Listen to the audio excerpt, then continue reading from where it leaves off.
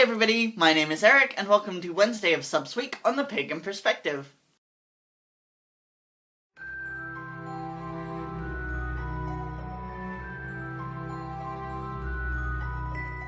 This week we're covering a question that's already been answered by our regular hosts, so I hope I will have a different perspective for you. I haven't watched any of their videos in preparation for this, just to hopefully give as authentic a response as possible. But our question comes from the lovely Angelo, who asks, people often complain about not feeling connected to the gods. What do you think connecting with the gods is, and what for you are the signs that you feel connected or disconnected with the gods? Awesome question. Really hard one to answer though in practice, I think.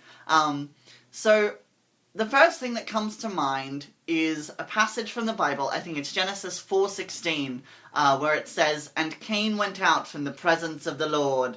And that's what came to mind initially when I heard this question, because that to me sort of can really well sum up how I feel about this kind of circumstance or this kind of question.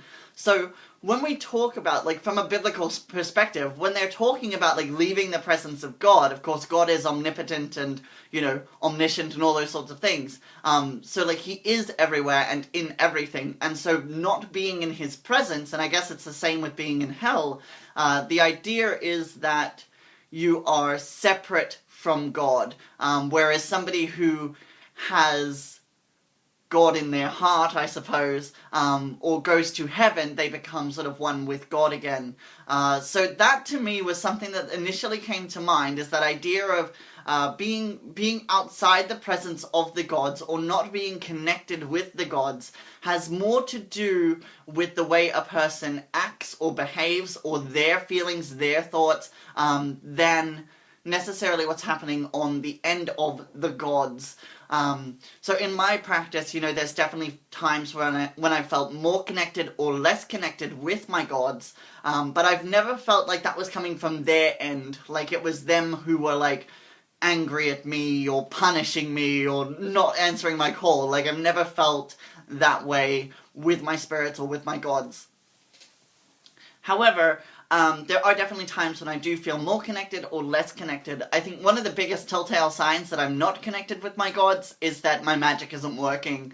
If I'm trying to do something and my petitions aren't being answered, or I'm not seeing the results that I'm looking for, then I definitely feel disconnected. When I'm having a lot of synchronicity and a lot of things that are seemingly coming through from the universe or from the gods, you know, I definitely feel more connected. I feel like, and I sort of think this is where divination often comes into our practice as well, is that to me, I feel more connected when I'm getting an answer back, instead of just me praying out to these beings, when they're talking back either through synchronicity, omens, or through the lay of a tarot card spread or something like that. I feel like there's a response there. I feel like I'm actually getting something back from these spirits that I'm interacting with.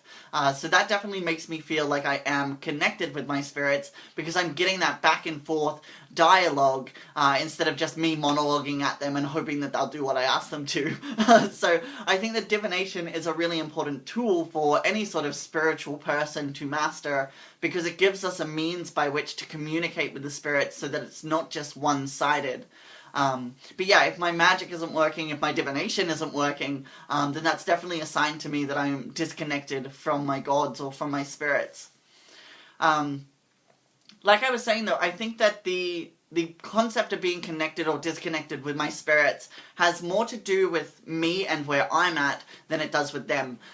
So if I'm not consciously stepping up to my altar every day and actually doing the meditation and doing the prayer work and all those sorts of things, of course I'm not going to feel connected to my gods, because I'm not there every day, I'm not sitting with them, I'm not spending time with them. So that's where it comes up to me to actually get there and do that every day and have that commitment to them, to actually go ahead and, like, interact with them, to make sure that I'm open, that I'm here and present, so that I can receive that dialogue back, so that I give them that space, that time, that opportunity to actually interact with me and give me whatever sort of signs it is is that I'm looking for at that time. So I think that's definitely a huge aspect of me feeling connected or disconnected. It's got more to do with me feeling disconnected from my practice than it does from the spirits themselves for me. I guess this sort of ties back into that Bible verse that I said before, you know, it was Cain who actively went out from the presence of God.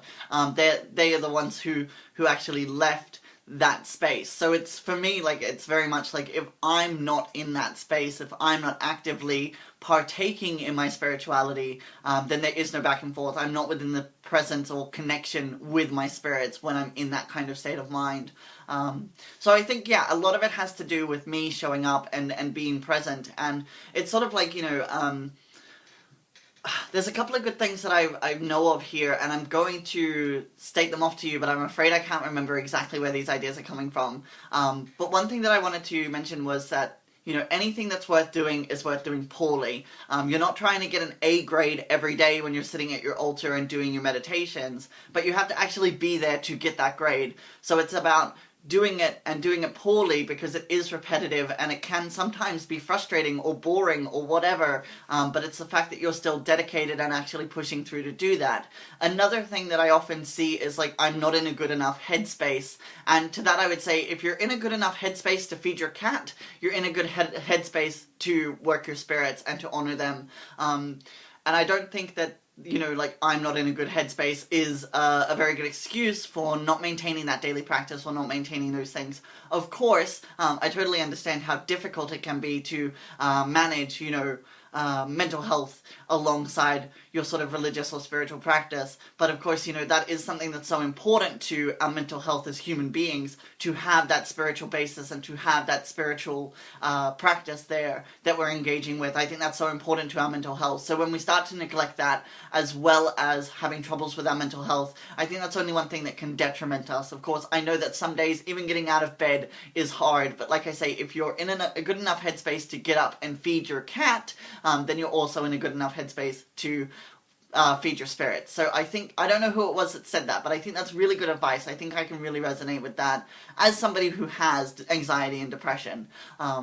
So I definitely can appreciate that sort of perspective on things as well. And it definitely changed my thoughts about how I approach it, because to me, like, it was very much like, oh, I don't know, I'm not really up to it, I'm not really in the mood, so I might not do it today, because I don't want it to be subpar. So, but like, getting over that hurdle and getting past that and just being like, I'm going to do it, and if it's shit, well, so be it. But actually aiming for just doing it every day, regardless of the quality of the experiences that I'm having. So to me, that's what I think when I think about being connected with the gods and being connected with my spirits, is that it's more to do with me and what I'm doing or not doing, and the sort of excuses that I'm making not to do that. So that's what sort of determines my connection with the spirits. So I think that sort of answers the question, or at least I hope it does, and I hope that you guys have found this interesting or enjoyable. So until I speak to you next time, mwah, bye!